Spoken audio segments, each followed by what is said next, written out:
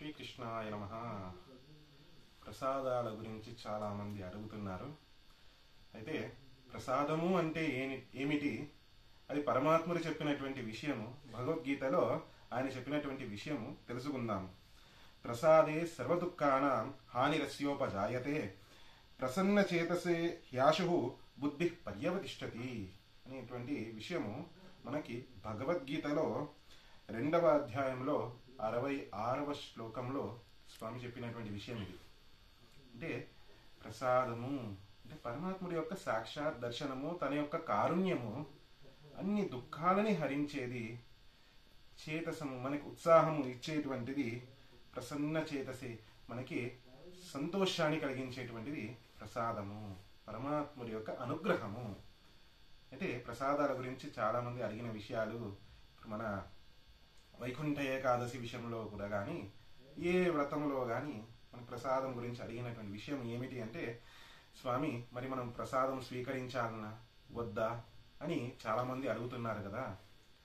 పరమాత్ముడి యొక్క తీర్థము స్వీకరించిన అది ప్రసాదమే.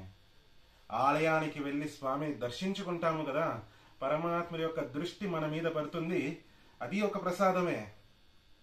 కాబట్టి మనము చక్కెర పొంగలో పులిహోరను అది మాత్రమే ప్రసాదము కాదు, అది ప్రసాదం అవును, పరమాత్ముడికి నివేదించినటువంటిది ప్రసాదము. పరమాత్ముడికి నివేదించిన, పరమాత్ముడికి మెడలో వేసినటువంటి ఆ పూల మాల గాని, అర్చన చేసినటువంటి పుష్పము, తులసి ఏదైనా గాని, పరమాత్ముడికి మనం చూపించినటువంటి ధూపారతి, ఆ ధూపం యొక్క సాంబ్రాన్ని యొక్క మనం ఆ బొగ్గు, కాలిపోయినటువంటి బొగ్గు, అది కూడా ప్రసాదమే. ఆ బొగ్గును కూడా మనము ఆ తిలకంగా పెట్టుకోవచ్చును. అంగారము అంటారు మధ్వ సంప్రదాయంలో, ఆ విధంగా అంగారము పెట్టుకోవచ్చును. ఏది దొరికినా అది పరమాత్ముడి యొక్క ప్రసాదమే. ప్రసాదము తిరస్కరించవద్దు అంటారు కదా. మరి మేము అక్కడ ఆలయంలో ఇచ్చేటువంటి ప్రసాదం తిరస్కరిస్తే మనకు కష్టమా? ప్రసాదము ఏనాడు తిరస్కరించకూడదు, ప్రసాదము స్వీకరించి తీరాలి. అయితే ప్రసాదం ఏమిటో ఇందాక చెప్పిన విధంగా పరమాత్ముడి సాక్షాత్ దర్శనం కలిగింది, నాకు ఇదే ప్రసాదము అనుకుంటే సంతోషము. ఆ స్వామి యొక్క దర్శనము చేసుకొని ఆ తీర్థము స్వీకరించి మనం ఆ ప్రసాదం ఎక్కడైతే అన్నప్రసాదం ఇస్తున్నారో మనకి స్వీకరించడము, అంటే అన్నము తీసుకుంటే మనకు ఉపవాసం భంగమవుతుంది అనేటువంటి భావన కలిగింటే మాత్రము వెంటనే ఆ ప్రసాదానికి చేతులు జోడించి ఒక నమస్కారం చేస్తే ఆ ప్రసాదం స్వీకరించిన దానితో సమానము. అంతేగాని ముఖం మార్చుకొని ఇంకో పక్కకి తిరిగి మరీ వెళ్ళిపోతే అది ప్రసాదాన్ని తిరస్కరించినట్టు అవుతుంది. దానికి ఒక మర్యాద ఇవ్వాలి. కాబట్టి నమస్కరించి మనము వేరే వారు, ఇతరులు ఉపవాసము చేయని వారు, లేదా వారికి ఎవరికైతే ఈ ప్రసాదం స్వీకరించడం ద్వారా వారికి ఎలాంటి ఇబ్బంది కలగదో అలాంటి వారికి ఆ ప్రసాదాన్ని తీసుకోమని చెప్పడము, ఆ విధంగా చేయవచ్చు. స్వామి యొక్క తీర్థం స్వీకరిద్దాము, స్వామి యొక్క తిలకము పెట్టుకుందాము, స్వామి యొక్క దర్శనం చేసుకుందాము.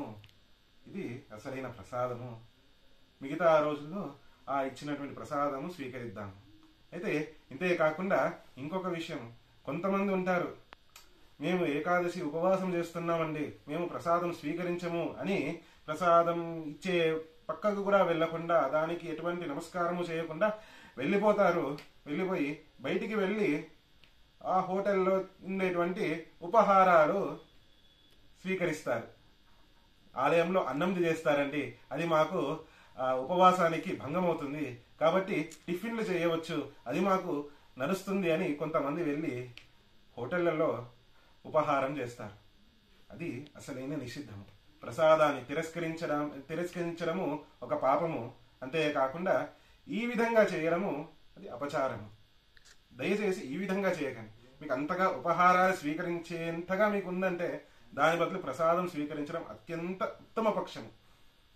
అలాంటి విషయంలో మాత్రం లేదు, మేము కఠినంగా ఉపవాసం చేస్తాము అంటే మాత్రము దయచేసి ఆ ప్రసాదాన్ని నమస్కరించి దానికి ఒక మర్యాద ఇచ్చి ఆ తరువాత ఉపవాస దీక్ష కొనసాగించి మరుసటి రోజు ద్వాదశి నాడు వెళ్ళి ఆ ప్రసాదాన్ని స్వీకరించండి. అందరికీ శ్రీకృష్ణుడి యొక్క సంపూర్ణ అనుగ్రహం కలుగునుగాక.